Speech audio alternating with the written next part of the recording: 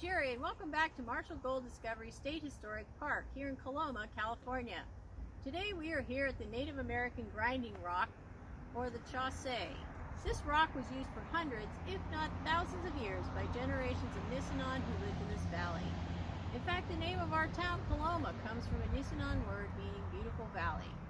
Now the Nisenan drew their strength and nourishment from the plants and animals found here, and their very survival depended on how well they managed these resources. They would move around following seasonal plants and game. Generally, they would have lived in this valley for 3 or 4 months out of the year, when particular plants were in season. Being good stewards of the land, before they depleted a food source in any one area, they would move on to another camp. This allowed nature to regenerate and restore itself so that food sources would continue to be available when the families returned the following year. So what types of foods did these people eat? The first thing that comes to my mind are meat sources such as fish and wild game. But their diet also consisted of a lot of plant-based items such as berries, seasonal greens, nuts and seeds, as well as tubers and roots, which are plants you eat the root or the portion that grows underground, such as potatoes, carrots, and beets. Now, of course, the Nisenan didn't have potatoes, carrots, or beets, but they ate the roots and tubers of wild plants and flowers that provided similar nutritional benefits. One of the most important staples of the Nisenan diet was the acorn, which comes from oak trees, such as the tree behind me, that were very plentiful in this valley. The Nisenan would gather the acorns in the fall and store them in a granary fashioned out of grapevines or willow branches and cedar. Each family would have their own granary or chaka. An acorn crop was generally stored for up to a year to allow the nuts to dry out for use the next season. The chaka was lined with cedar branches to prevent insects from destroying the crop and capped with cedar bark and hides to keep the rain out and prevent mold. Acorns such as these are not like other nuts that you can just crack open and eat. The acorn nut is full of bitter-tasting tannins that can be harmful to humans if eaten in large enough quantity. But acorns are also a very nutritious food, supplying protein, carbohydrates, fiber, vitamins A and E, and iron. So the Native Americans devised a way to process the nuts to remove the tannins and enjoy the other nutritional benefits. And that's where this grinding rock comes in.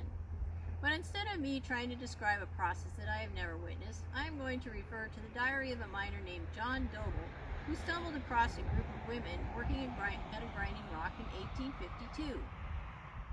The women were all seated flat on the ledge of rock, and each had between her legs and in a small round hole in the rock a small pile of acorns on which they were pounding with an oval-shaped stone about 8 inches long. The acorns, after being hulled, are thus ground to a fine meal. It is then taken to their fires, which are generally built on a flat place near water, where they scoop a hole in the ground of a circular form about 3 inches deep, and into this hole put the meal, spreading it over the bottom about 2 inches deep. They then take from the fire small stones which have been heating and plunge them into a basket of water at hand until it is boiling. They then pour the water on the meal in the hole until the hole is full. This sets the meal all afloat. The flour of the acorn then settles to the bottom, while the husk or reddish covering which is next to the shell settles on the top. When the water has all settled into the earth, leaving the acorn meal in the hole, they then, with their hands, scrape off the top, which is of a reddish color, and throw it in another basket, and thin it with boiling water into a thick soup. This leaves in the hole a layer of beautifully white-looking meal. This they scrape out as near the bottom as they can without getting any of the dirt with it, and form into oblong cakes of about a pound each. They then scrape out the bottom of the hole, which is generally half dirt, and make it into a soup like the top, only thinner, so the dirt settles to the bottom. Today we have learned that the Native Americans drew their nourishment from the plants in the area, including acorns, which were a staple food. The Nisenan would gather the acorns and store them in a chaka. When ready to use them, they would shell the acorn and grind the nut at the Chaussee, where the woman would work, talk, tell stories, and sing to the rhythm of pounding acorns. They would then leach the flour and cook it either to make a soup, mush, or some sort of bread. I hope you've enjoyed this glimpse of Nisenan life in the Coloma Valley. Check back soon for more stories from the past.